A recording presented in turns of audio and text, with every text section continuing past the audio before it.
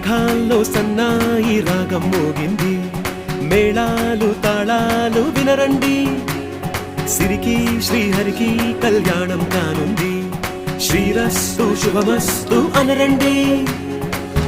అచ్చతలు గంటో పెళ్లికి అర్థం చెప్పారంటూ, మెచ్చదగు ముచ్చట ఇది అని సాక్ష్యం చెబుతామంటూ, జనులంతా జై కొట్టేలా జరిపిస్తామండి.